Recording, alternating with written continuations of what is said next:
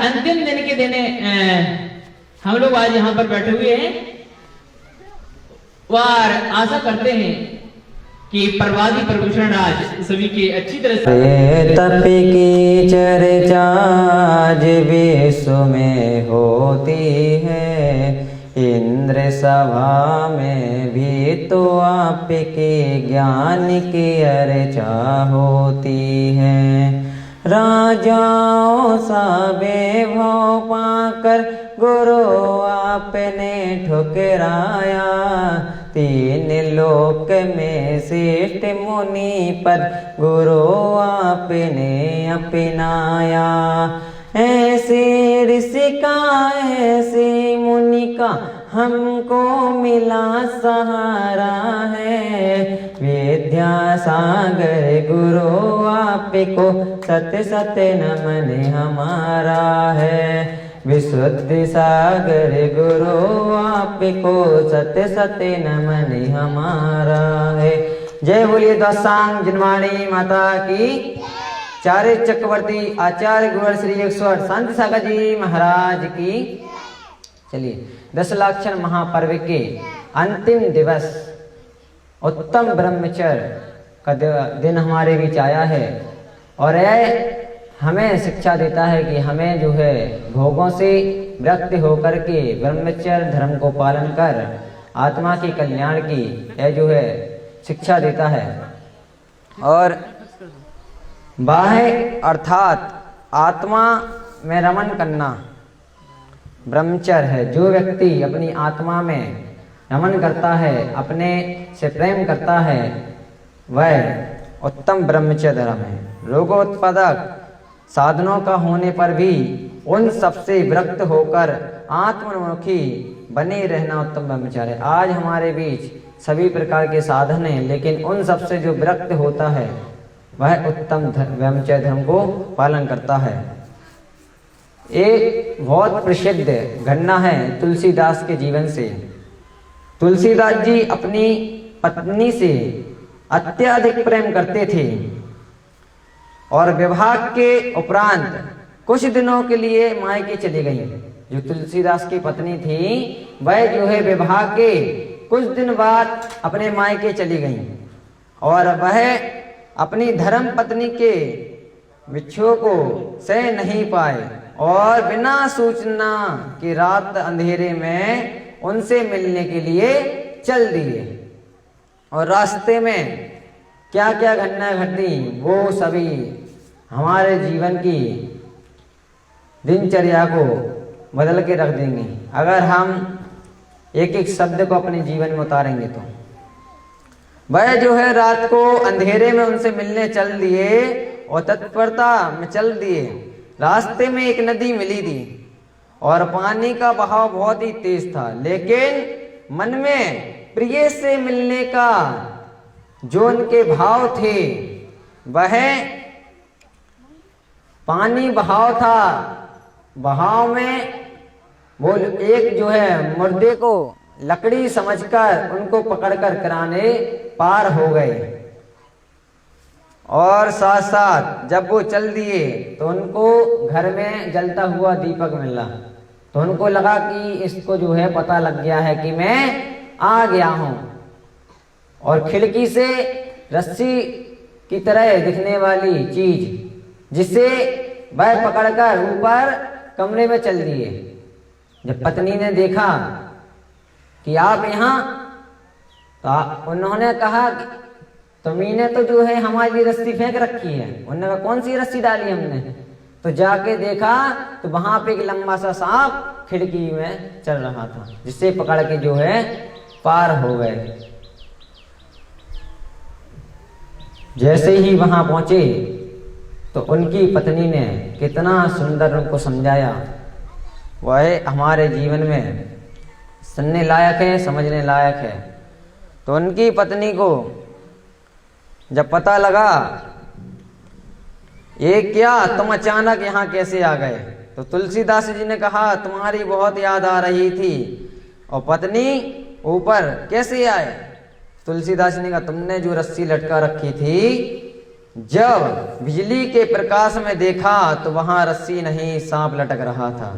रत्नावती एकदम अंदर से उद्दलित हो उठी और धिक्कार है तुम्हें जो इस देह की दृष्टि में रमने की इच्छा रखकर अपनी जान को दांव पर लगा करके तुम जो है आ गए। इतना प्रेम यदि तुम राम से करते तो तुम्हारा जो है भाव से पार हो जाता। यह बात उनके दिल को लग गई और वह जो है संन्यास हो गए। उसके बाद वह जो है गोस्वामी तुलसीदास के नाम से जो है प्रसिद्ध हुए। ऐसे उत्तम ब्रह्मचर्य धर्म को जब हम अपने अंदर अंगीकृत कर लेते हैं तब हम मोक्ष के मार्ग पे बढ़ सकते हैं। समय का अभाव है और एक सुंदर सी वैरागी के ऊपर बच्चों ने नाटिका की है। जिस तरह मिक्स सॉन्ग होते हैं, एक गाने के अंदर ही डीजे में 2-3 गाने हो जाया करते हैं, ऐसे ही इस नाटिका में भी एक के साथ साथ 2-3 इसमें घटनाएं जुड़ी हुई हैं जो सुनने से ज्यादा हमारे देखने में मजा आएगा। बोलते हैं ना कि सुनने से आदमी को लगती नहीं है, जब वो चीज देखने लग जाते हैं तो उनके दिलों में लग जाती है। सिदेभ्यः ओम नमः सिदेभ्यः ओम नमः सिदेभ्यः ओम नमो अरिहन्ताण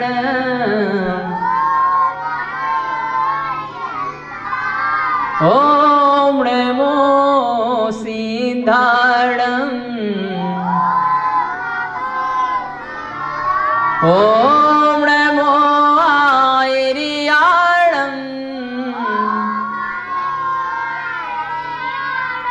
ओम नमो अध्यायाणं नमो लोहे सविशाहोणं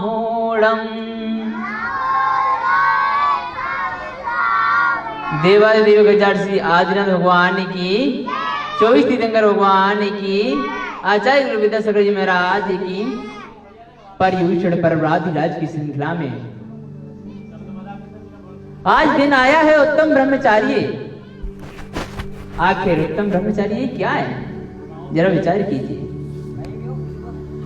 उत्तम ब्रह्मचारी आना आसान बात नहीं होती। हर किसी का मन यहाँ वहां डिगमिगा जाता है, चाहे स्त्री हो चाहे पुरुष हो। इसे बड़े विस्तार से समझना चाहिए। ध्यान रखना, कुछ जगहों पर मनुष्य इस प्रकार की गलतियां करता है, इस प्रकार की गलतियां करता है, खुद अपने किए की सजा इतनी सारी भुगतता है कि अपने आप को ही कोसने लगता है, अपने आप से ही नफरत करने लगता है। ऐसा क्या? एक कहानी बता रहा हूं मैं आपको। एक घर में एक बालक था, वो नौकरी करने आया था सेठानी जी के यहाँ। महज 15 साल का बालक था। वह नौकरी करने की तलाश में इधर उधर भटक रहा था। सेठानी जी के पास आया। सेठ जी उसे लेकर के आए थे। सेठानी जी उससे इतना कार्य कराती थी, इससे इतना कार्य कराती जितना उसका शरीर भी नहीं था। पानी भरना, सारे मकान में झाड़ू लगाना, एक टाइम भोजन करने को देना, वो भी 2-3 दिन की रोटी वोटी जो बची खुशी है वो देना। सुनना मेरी बात को ध्यान से सभी बच्चे, सबका ध्यान मेरी तरफ होना चाहिए। टीचर स्टाफ प्लस बच्चों का क्या होता है। सेठानी जी उस बच्चे से, 15 साल के बच्चे से घर का सारा कार्य कराती हैं। झाड़ू पोछा, बर्तन, खाने के लिए थोड़ा बहुत एक टाइम जो 2-3 दिन का बासा हो या तिवासा हो, मतलब जो बच्चा खुचा हो वो दिया करती थी। वह बच्चा बहुत परेशान था, लेकिन अपनी किस्मत पे भी रो रहा था कि अगर आज मेरे माता पिता होते आज मेरे माता पिता होते तो आज मैं यहाँ की दर दर की ठोकरें नहीं कह रहा होता। महज 15 साल का बच्चा, उतना कार्य के भार उसे सौंपा गया जितना कार्य वह नहीं कर सकता था, और रोता रहता था, रात में रोता रहता था। जब रात में रोता था तो अपने आप के लिए कहता था कि हे भगवान, आपने मुझे अगर मनुष्य का जन्म दिया है तो मुझसे मेरे माता पिता क्यों छीन लिए? मुझसे मेरे माता पिता क्यों छीन लिए?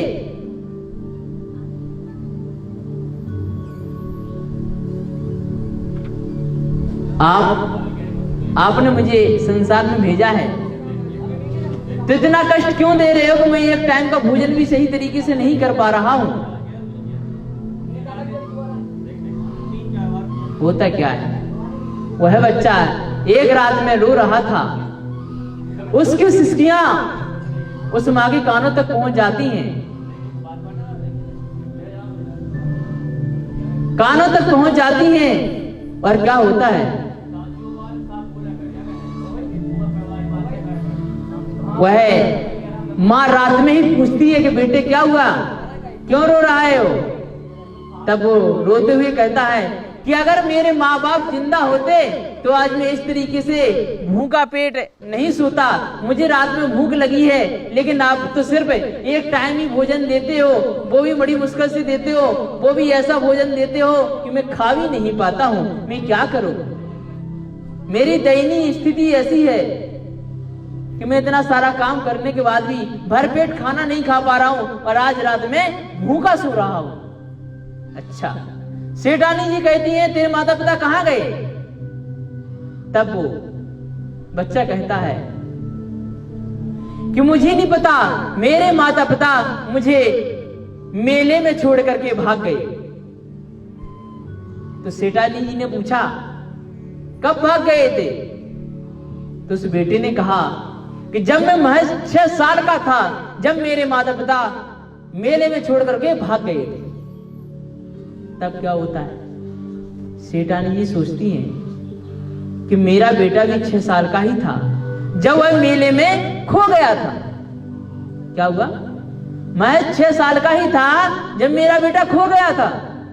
सेठानी जी ने कहा बेटे तुम्हारे माँ बाप का नाम क्या है?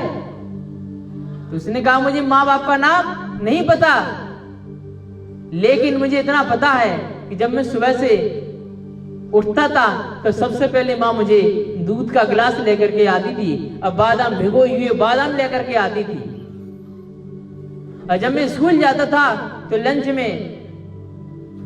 लंच में पराठे आदि बना करके रखा करती थी। तो सेठानी जी को याद आया कि ऐसा तो मैं भी किया करती थी अपने बेटे के लिए, जो मेरा 6 वर्ष का था और लगभग उसे हुए 8-9 साल हो चुके हैं। सेठानी जी ने कहा, उनके मन में थोड़ा डर सा पैदा हुआ। तो एक कान के नीचे, उस बच्चे के कान के नीचे तिल था, जो सेठानी जी को याद था कि मेरे बच्चे के नीचे, कान के नीचे तिल था।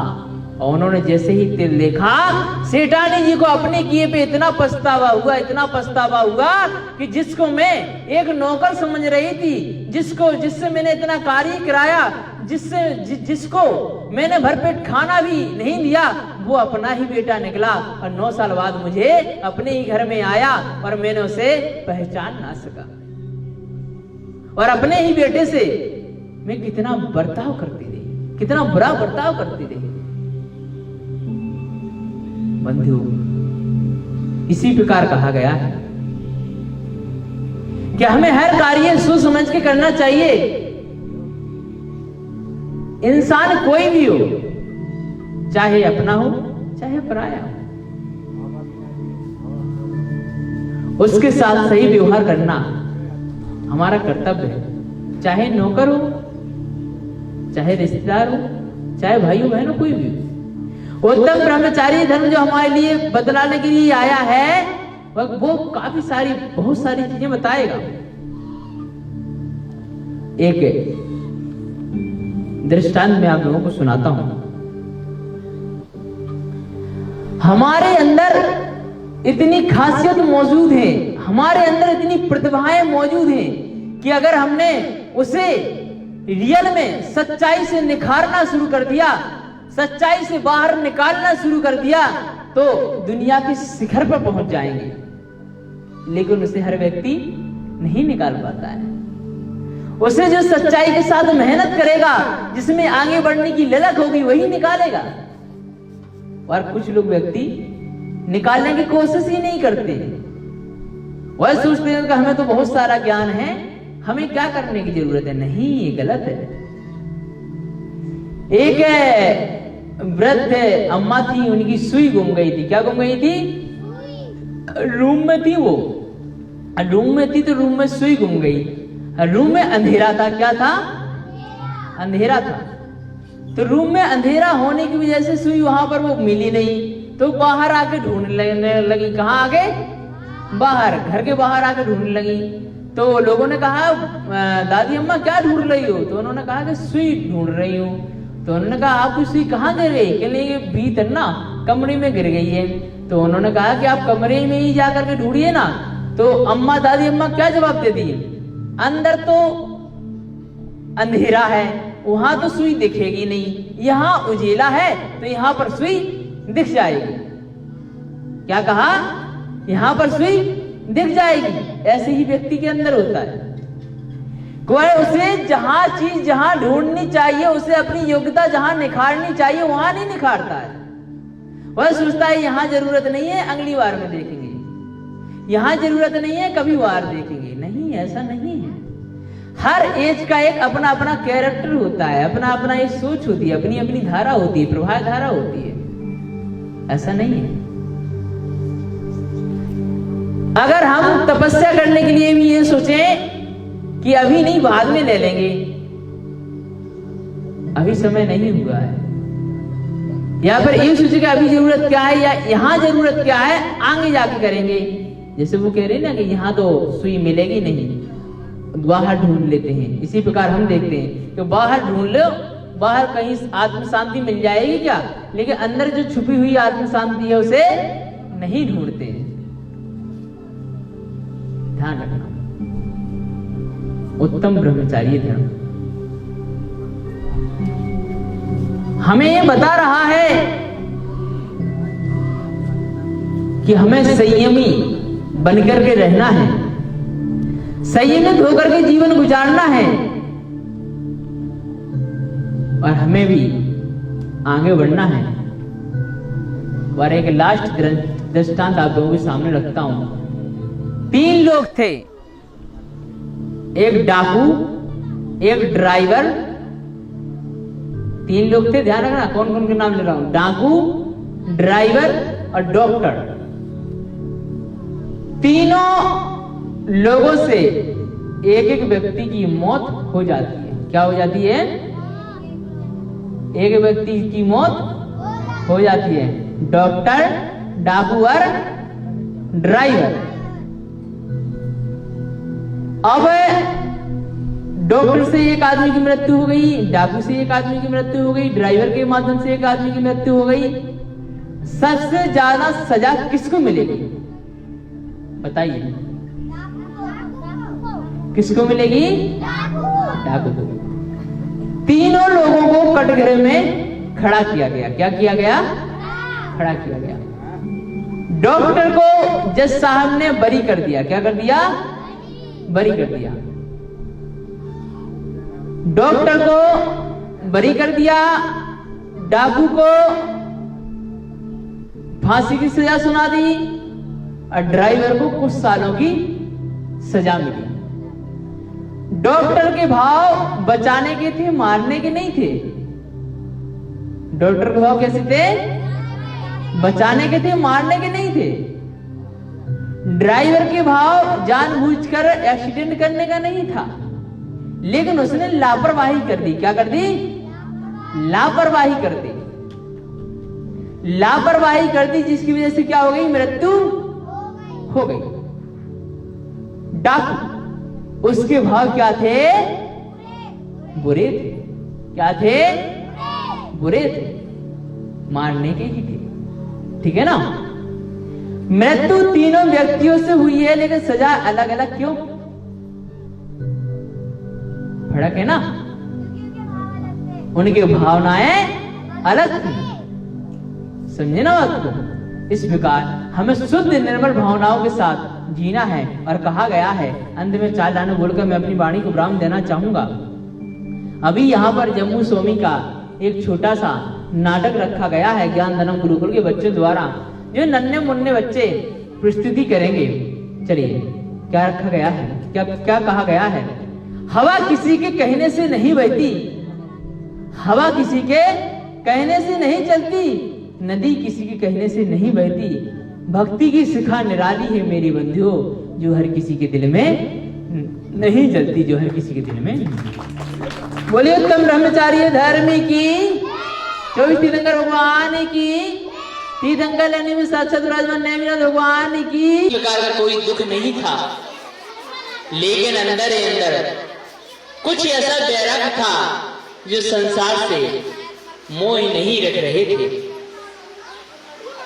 संसार में उनका मन नहीं लग रहा था, और अंदर ही अंदर उनके अंदर बैरागता आ रही थी और कह रहे थे कि हमें जिन दीक्षा को ग्रहण करने के लिए जाना है। उनके घर वाले भी समझाते हैं कि नहीं, ऐसा नहीं करना है। और सबसे बड़ी बात यह है कि आज व्यक्ति थोड़े से भी अगर ऐसा आराम मिल जाते हैं तो वह सोचने लगते हैं और सोचने लगते हैं कि बस मुझे बहुत सुख है, हमें अब किसी प्रकार की चिंता नहीं है, किसी प्रकार का कोई छोटे से ही सुख को असीम सुख मान लिया करते हैं। जम्मू स्वामी के पिता राजा बैठे हुए हैं और उनकी माता महारानी बैठी हुई हैं आपस में। जम्मू स्वामी की माता से बैठी हुई है।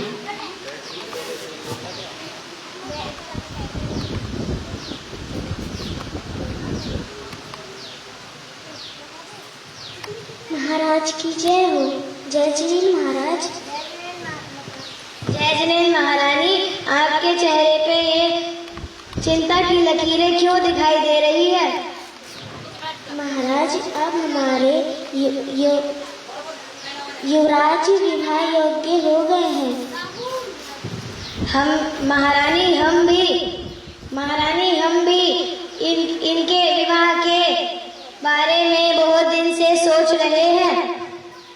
युवराज को बुलाया जाए।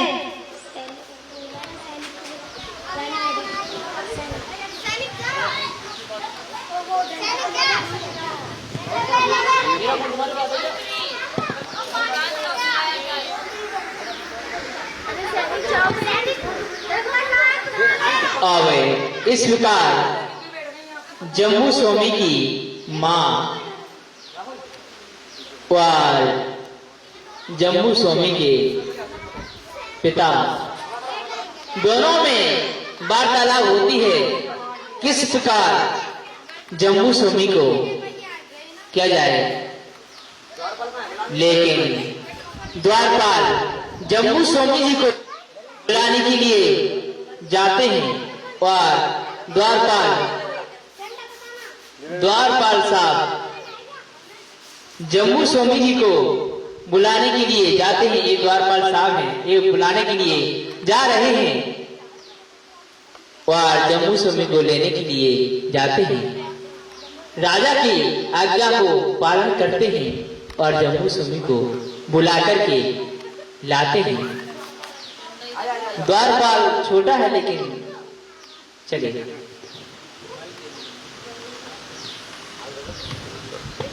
जय जिनेन्द्र पिताश्री, जय जिनेन्द्र माताश्री, आपने मुझे बुलाया? हाँ पुत्र, तुम्हारे विवाह की चर्चा चल रही है। कि मुझे अभी विवाह नहीं करना, मैं जिन दीक्षा लेना चाहता हूँ। तुम अभी विवाह कर लो, अगले दिन तुम जिन दीक्षा ले लेना।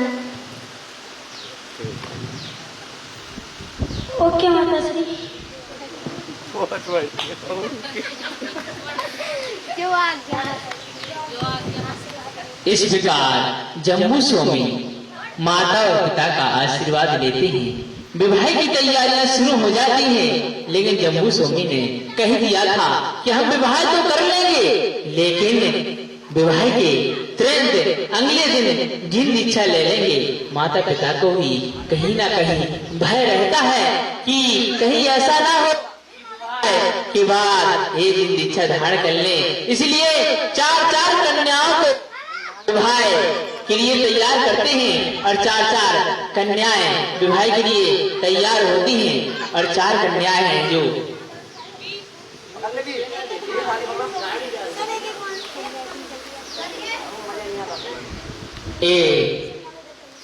ये 4 कन्याएं हैं जिनके साथ विवाह तय हुआ है।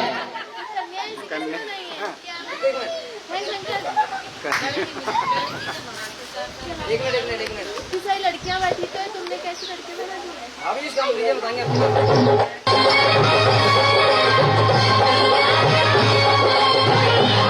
जम्मू स्वामी की शादी हो रही है।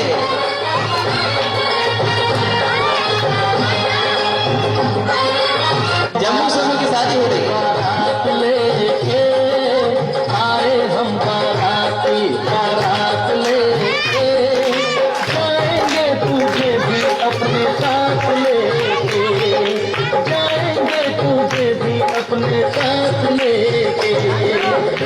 ये डांस करने के लिए आए हैं।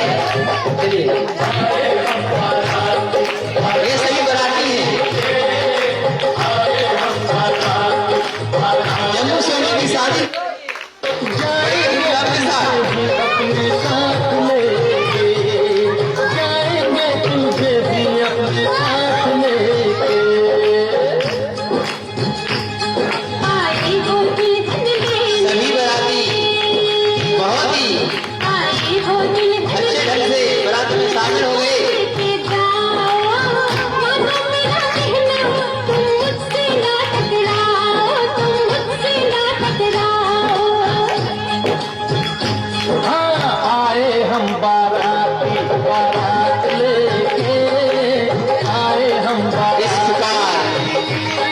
जम्मू स्वामी की शादी हो जाती है और वो अपने माता पिता का आशीर्वाद लेते हैं। साथ में चारों बहुएं उनकी आशीर्वाद लेती हैं। सभी चारों बहुएं भी आशीर्वाद लेती हैं और सभी बराती अपने अपने स्थान घर पे पहुंच जाते हैं। सभी बराती अपने घर चले जाते हैं। दूसरे होता है, जम्मू स्वामी बैठे हुए थे। रात्रि का समय था। रात्रि का समय था। जम्मू स्वामी अपने कक्ष में 4 महारानियों के साथ बैठे हुए थे। वह तभी बाहर से एक चोर नाम का चोर चोरी करने का प्लान करके आ रहा था। बेतोते नाम का चोर चोरी से जम्मू स्वामी के घर पे प्रवेश करना रहा था। प्रवेश करता है और अपनी सहपाठियों के लिए पीछे हटने को कहता है और चोर पीछे हटते हैं, फिर आगे बढ़ने की कोशिश करते हैं। धीरे धीरे चोर आगे बढ़ते हैं और देखते हैं कि जम्मू स्वामी वाह उनकी 4 महारानियों में कुछ वार्तालाप हो रही है। ये 300 चोर पर्दे के पीछे छुप जाते हैं और क्या वार्तालाप होती है आप सुनिएगा।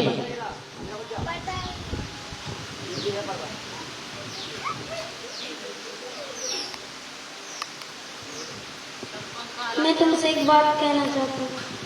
मैं जिन दीक्षा ले रहा हूँ तुम्हारा क्या होगा? तुम्हारा क्या होगा? इस दुनिया से मुक्त होना चाहता हूँ तो ये जिन दीक्षा लेनी पड़ेगी। मैं भी पहले भी तुम्हारा पति था और भाई था, बहन थी, इसलिए क्योंकि पहले तुम भी मेरी माँ हो सकती थी, बहन हो सकती थी, पर अब मैं जिन दीक्षा लेना चाहता हूँ। हम भी आपके साथ चलेंगे। आर्य का दीक्षा लेंगे। ठीक। तभी विद्युत नाम का चोर सुन रहा था और वो बाहर आता है, जम्मू स्वामी के सामने प्रकट होता है और क्या कहता है, सुनिएगा सुनिएगा क्या कहता है।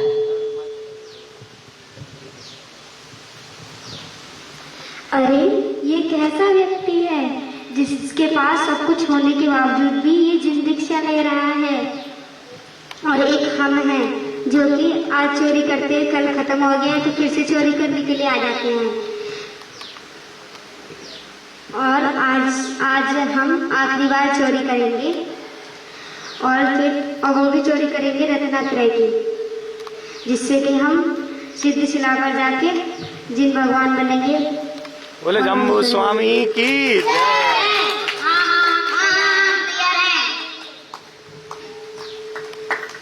इस प्रकार जम्बू स्वामी के साथ 300 को धारण करते हैं और बैरागता को धारण करने के बाद वह तपस्या करने के लिए चल देते हैं और चारों जो उनकी पत्नियां थी वो भी आयका बन जाती हैं और माता पिता भी दीक्षा। और ये चीज भी 20,000 रुपए। क्या कहा गया है सुनिएगा किस प्रकार से कहा गया है, किस प्रकार दीक्षा लेते हैं। जम्मू स्वामी दीक्षा लेते हैं। बोले श्री जम्मू स्वामी भगवान की, जम्मू स्वामी भगवान की।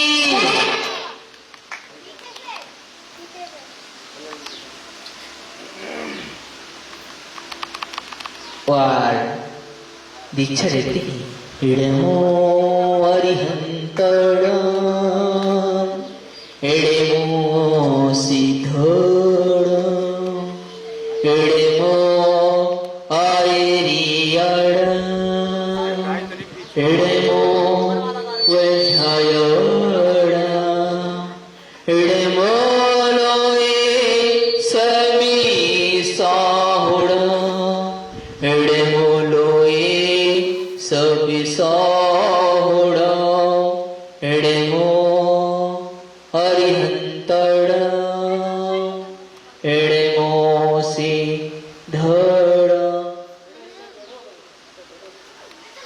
इड़मो आयरियड़ इड़मो वझयड़ इड़मो लोई सबिसाउड़। चारों पत्नियां आर्य का दीक्षा ले लेती हैं और जम्मू स्वामी भी क्या दीक्षा लेकर के तपस्या करने लगते हैं। और अब देखते हैं किस प्रकार को बैराग गाता है। आदिनाथ भगवान को किस तरह बैराग गाया था।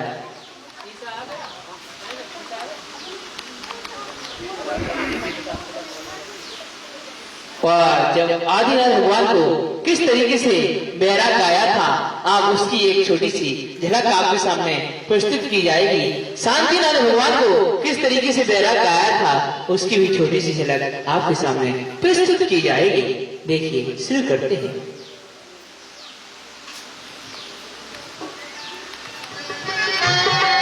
महारानी साहब को बैठा दो।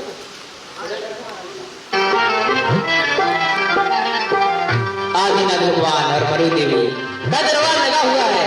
वाह नृत्यांगनाएं नृत्य करती है, नीलांजना नृत्य हो रहा है। जीवन के किसी भी नृत्य कर रही है। सकता है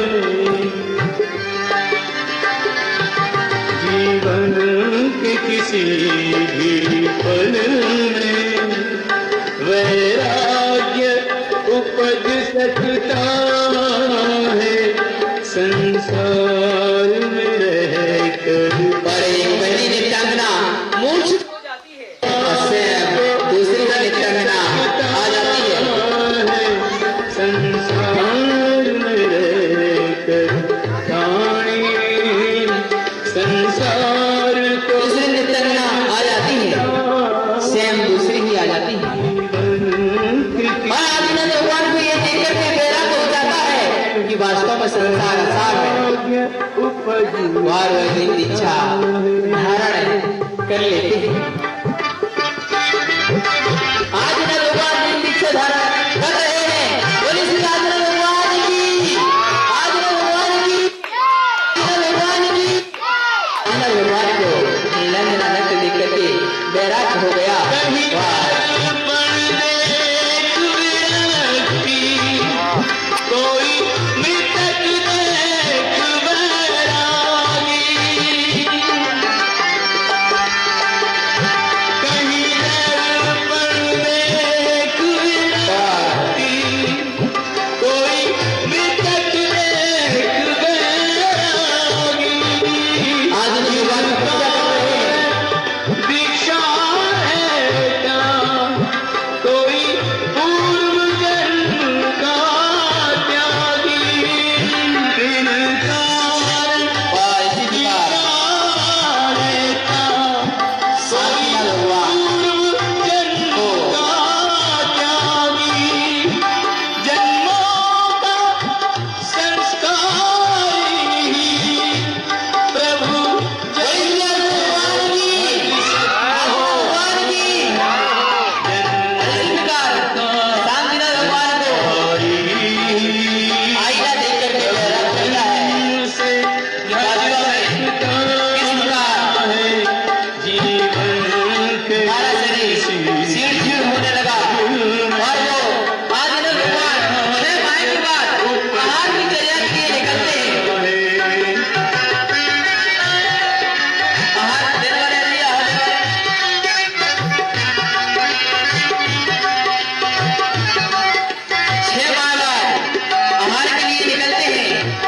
तो क्या होता है? संत मुनिवर श्री विद्यासागर, कोई कपड़े दिखाता है, ऐसे ही कोई संत शिरोमणि मुनिवर श्री विद्यासागर, इसका कोई कपड़े दिखा रहा है तो कोई कुछ दिखा रहा है। आदिनाथ भगवान की विधि मिलती नहीं है। आदिनाथ भगवान लौट करके चले जाते हैं और तपस्या में खड़े हो जाते हैं। 6 मास बीतने के बाद आए थे और दोबारा चले जाते हैं। तब उन्हें अपना पूर्व भाव याद आया था। याद आता है कि वास्तव में हमने क्या कार्य किया था, जिसकी वजह से हमें आज हार नहीं मिला। तो उन्हें पूर्व भाव क्या याद आ रहा है, देखिएगा किस तरीके से उन्हें याद आता है। आदिनाथ भगवान जब राजा थे तब उन्होंने पूर्व भाव में क्या किया था? पूर्व भाव में एक बैल को मुंह में, बैल के लिए मुंह में कुछ बंधवाया था। क्या किया था? मूसीका मूसला बंधवाया था।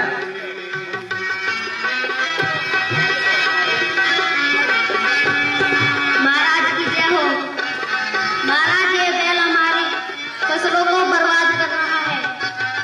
इसके मुंह पे छह घड़ी बेटी बांध दो। ओके महाराज।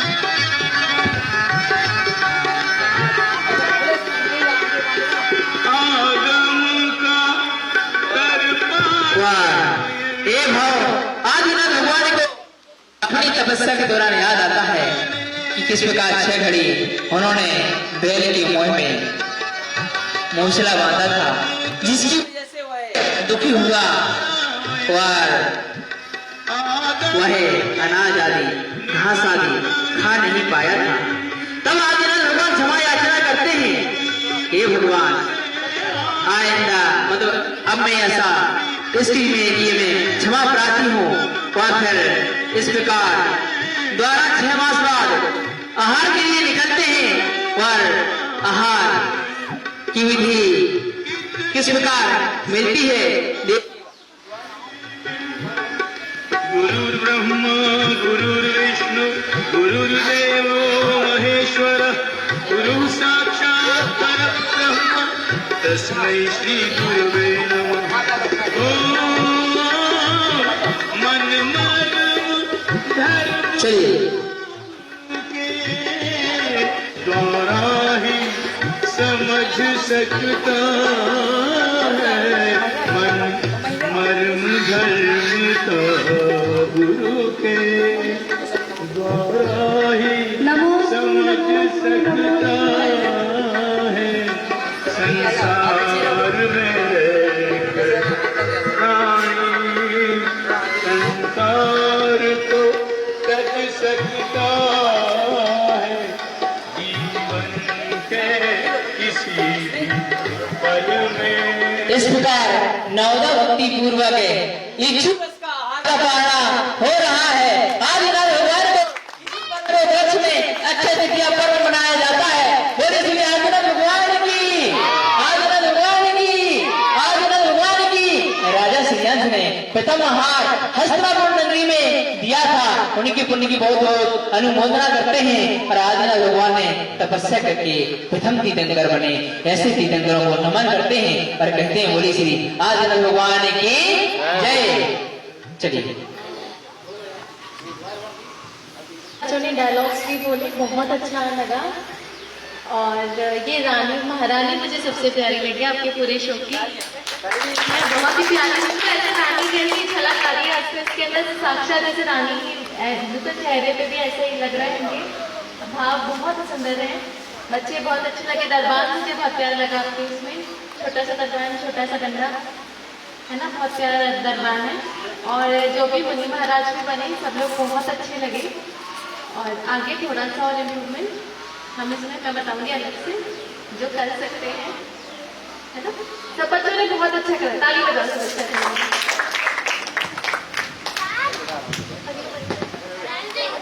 देखिए अब ये ज्ञान दानम गुरुकुल की हमारे पास में छोटी सी बच्ची है, इसका नाम है शिखा। ठीक है, अभी रोज़ स्वाध्याय की क्लास होती है, सुबह होती है, शाम को होती है। शाम की स्वाध्याय की क्लास में तो मैं नहीं आ पाती, आज ही आई हूँ।